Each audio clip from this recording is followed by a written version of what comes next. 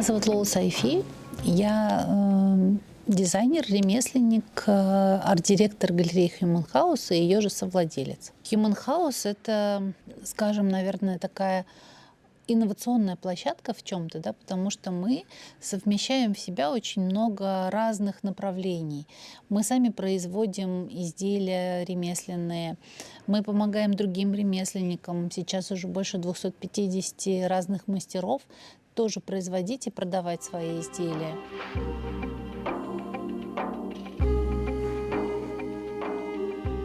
Я очень люблю ручные ткани, вышивки, винтажные какие-то изделия, украшения и так далее. Когда-то давно, 25 лет назад, я все хотела себе купить. Но все купить невозможно. Вот. И поэтому это была тоже одна из причин, почему я открыла магазин, потому что я обожаю находиться среди всего этого. Все началось на самом деле с очень маленького магазинчика, примерно 3 на 3 метра. Тогда, очень мало кто вообще знал про то, что можно носить узбекские ткани, что это красиво. И тогда это было прям прорывом, скажем так. Сейчас очень много уже таких людей, поэтому мы подумали, что нужно расширяться, что это должно быть не только магазин, что это должен быть просто образ жизни, который мы создаем. Мы живем в искусстве, живем искусством, традициями и стараемся делиться этим с нашими гостями. А гостей у нас очень много. В прошлом году у нас посетили гости из 65 стран мира.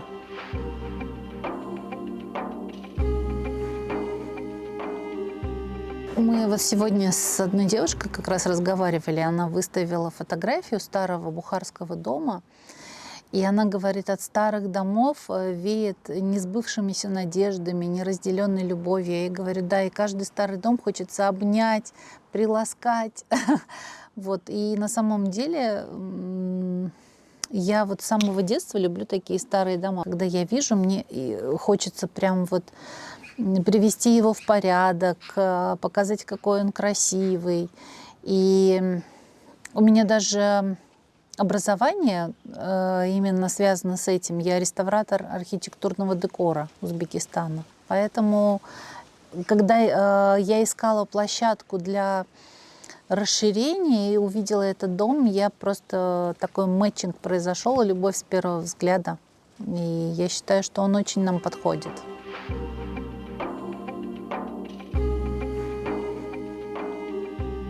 В нашей галерее представлены ремесленники, которые уже в 7-м, 8-м, в 9-м поколении мастера. Когда они рождаются, они среди этого всего растут, мне кажется. И они с самого младенчества проникаются вот этой красотой, которой занимаются родители. С самого младенчества начинают помогать своим родителям. Поэтому, в принципе, мне кажется, что многие перенимают эстафетную палочку, скажем так, от своих родителей, дедушек и бабушек.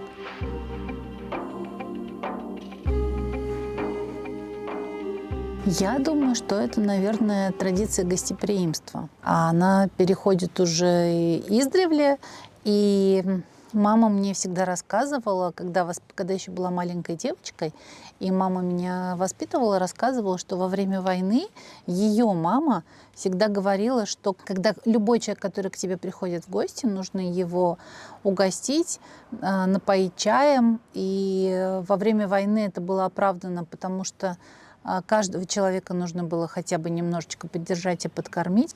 И эту традицию мы продолжаем здесь. Все знают, что можно прийти в Human House и попить чаю, и вы тоже можете. Вот, с восточными сладостями.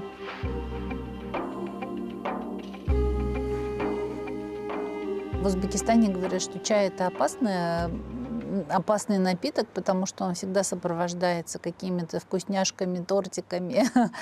И он, конечно, не настолько диетический напиток. Беседа за чаем, за чашкой чая всегда развивается беседа, всегда есть о чем поговорить. И у нас тоже постоянно, чем мы, вот, например, еще хороши в Human House, постоянно приходят разные люди, и они за чашкой чая знакомятся, рассказывают друг про друга, обмениваются контактами. Часто бывает, что рождаются какие-то новые проекты.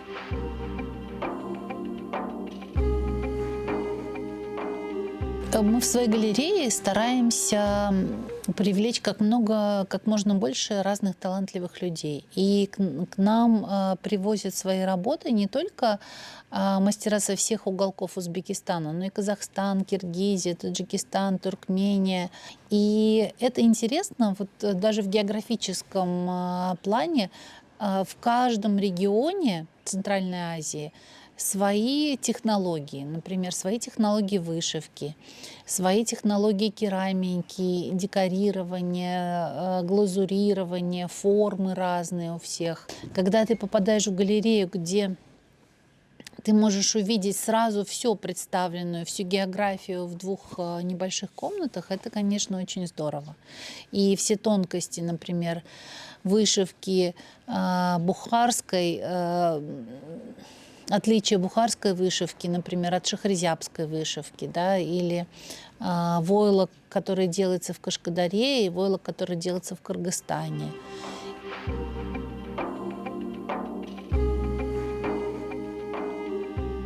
Почему авторская работа всегда лучше, чем масс-маркет? Во-первых, это какая-то душа. В этом есть, и ты это видишь, ты представляешь себе, как человек это вышивал, как он подбирал нитки. И мы про это очень много рассказываем на наших соцстраницах, показываем, как это делается. И проводим мастер-классы по этому, да, чтобы человек понимал, как это делается. Второе, такие вещи, которые сделаны вручную, они на самом деле служат очень долго, и их можно передавать по наследству. Такая вещь может быть сравнима тоже с инвестициями, потому что с каждым разом это будет все дороже, дороже и дороже. Например, вещи Chanel или Dior, которые были когда-то произведены там в 40-е, 50-е годы, они сейчас среди коллекционеров ценятся намного выше, чем они были проданы тогда. Вот. И здесь та же самая история для таких, как мы, это ценная вещь.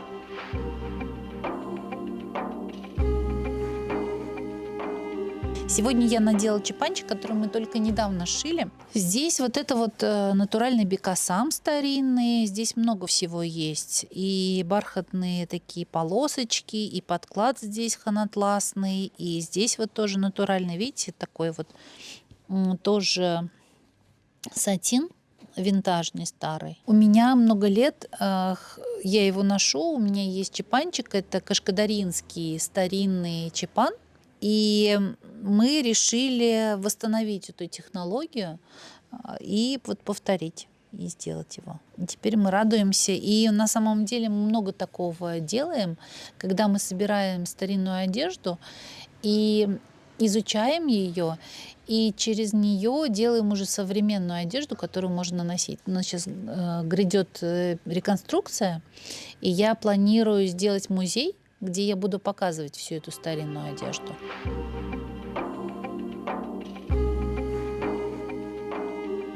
Есть такая книжка «Как искусство может сделать вас счастливее».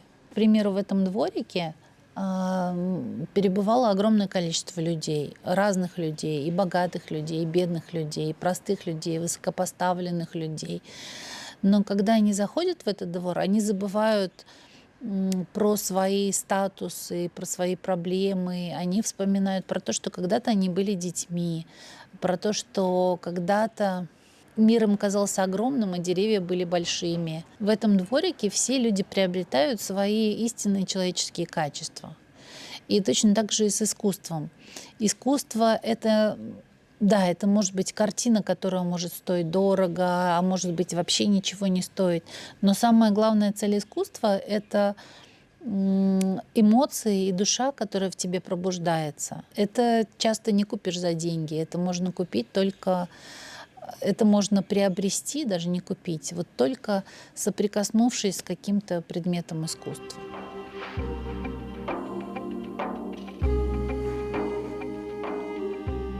Люди, которые даже никогда здесь не были, вот мы часто общаемся с гостями, с нашими, Узбекистан сразу в себя влюбляет.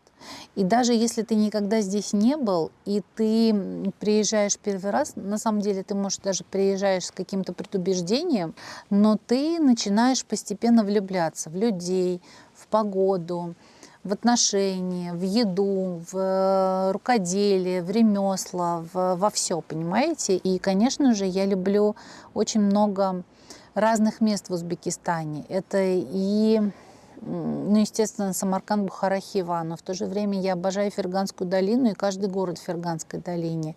Я очень люблю Хорезм, Термес, Байсун, Сурхандарью. Там есть какие-то маленькие небольшие городки. В этих маленьких небольших городках живут талантливые люди. Но и, наверное, для меня Узбекистан — это даже не столько места, хотя это тоже важно, но именно талантливые люди, которые живут в этих местах и что-то делают.